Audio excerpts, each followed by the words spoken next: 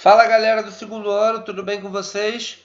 Bom, na semana de hoje a gente vai falar sobre a resolução da nossa última listinha, que é a lista da aula 7. Então a gente vai comentar aqui as questões e com isso vocês vão poder tirar todas as dúvidas de vocês a respeito dos exercícios. Na questão número 1, ele fala o seguinte: ó, certa massa de gás perfeito contida em um recipiente de volume 2 litros tem temperatura de menos 73 graus Celsius, sob pressão de 38 centímetros de mercúrio. Essa massa gasosa é totalmente transferida para outro recipiente de volume 1 litro. Para que essa pressão no gás desse recipiente seja de 1,5 atm, devemos elevar sua temperatura de quanto? Então, a gente tem que fazer o seguinte: primeiro passar de centímetros de mercúrio para atmosferas. Se eu tenho 38 centímetros de mercúrio, 380 milímetros de mercúrio. Então, 1 atm, 760 milímetros de mercúrio, x 380. Fazendo regra de 3, a gente tem meio atm. P1V1T1, P2V2T2. É o piviti povotor. Então, vai ser meio vezes 2 sobre 200, 1,5 vezes 1 sobre T2. T2 vai ser o quê? 300 Kelvin. Tudo bem? Tá? Lembrando que eu estou passando de menos 73 para Kelvin aqui também. Então, a temperatura está em Kelvin. Então, a variação de temperatura vai ser de 100 Kelvin. Ah, mas pode ser 100 graus Celsius? Também pode, não tem problema nenhum. Porque a variação da temperatura em Kelvin é a mesma variação da temperatura em Celsius. A gente viu isso nas escalas termométricas no início do ano. Já a questão 2, ele fala: um cilindro de raio interno R contendo ar é provido de um pistão aqui, ó, de massa M que pode deslizar livremente. O sistema está inicialmente em equilíbrio, uma temperatura de 300 Kelvin. A altura varia 9 vezes 10 a menos 2 metros. Se o ar for aquecido até atingir um novo estágio de equilíbrio, a temperatura de 400 Kelvin, qual vai ser o novo valor de H? Então, uma regrinha de 3 simples. Hzão sobre Tzão, Hzinho sobre Tzinho. Então, 0,09 sobre 600 é igual a Hzinho sobre 800. Então, fazendo aqui todos os algebrismos, vai dar 0,12, que é a mesma coisa que 12 vezes 10 a menos 2 metros. Tá? Número 3. Um gás ideal sofre uma transformação na qual a temperatura se eleva de 127 para 327 graus Celsius.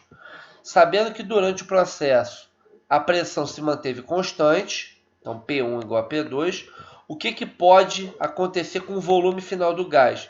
Ele vai depender do volume inicial. Né? Ele vai depender do volume inicial. Ele vai precisar trabalhar em relação a isso. Ou seja, P1V1T1, P2V2T2. Então, V1 sobre T1, V2 sobre T2. À medida que o V1 modifica, o V2 modifica. Tudo bem? Então, a gente pode concluir que o V2 é 1,5 de V1. Mesmo o V1 sendo 100, sendo 200, a razão vai ser sempre a mesma. Tudo bem? A razão é sempre a mesma. Tá? Então, à medida que a temperatura aumenta, o meu volume aumenta também. Tá?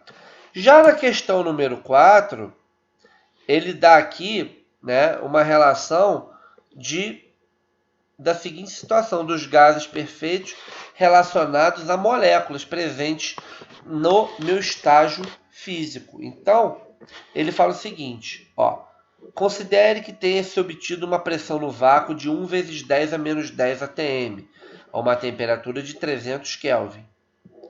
Ele quer saber qual é o número de moléculas por centímetro cúbico existente nesse vácuo. Então, a gente tem que descobrir as moléculas por centímetro cúbico. Tá? Então, primeira coisa que a gente faz: PV igual a nRT. A gente acha a razão N sobre V. Por quê? Essa razão N sobre V é mols por volume. Então, A gente descobrindo o número de mols, lembrando que essa pressão a gente passa para Newton por metro quadrado, tá? Precisa passar para Newton por metro quadrado. Então a gente faz a conversão que um ATM é 1 vezes 10 a quinta Pascal. Então tem que fazer toda essa conversão. Depois a gente faz que 1 mol tem 6,02 vezes 10 a 23 moléculas.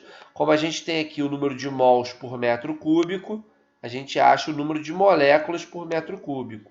Né? Se a gente passar de metro cúbico para centímetro cúbico, como está no denominador, a gente divide por 10 a sexta. Então dá 244 vezes 10 a sétima moléculas por centímetro cúbico. Tá? Na questão número 5, a gente tem o seguinte: o propano, que é o C3H8, é um gás combustível e reage com oxigênio, segundo essa reação. A gente está parecendo isso aqui uma aula de química. Eu sei que isso aqui lembra muito química, mas é importante que você saiba essa relação de mols e moléculas, tá?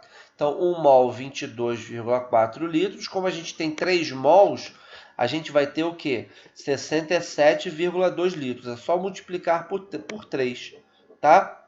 0,2 mols é X. Se eu multiplicar aqui, a gente trabalhar com a relação de 67,2 vezes 0,2 divididos por 1, a gente vai chegar na razão de 13,43 litros. Por quê? Porque são 3 mols de CO2, tá?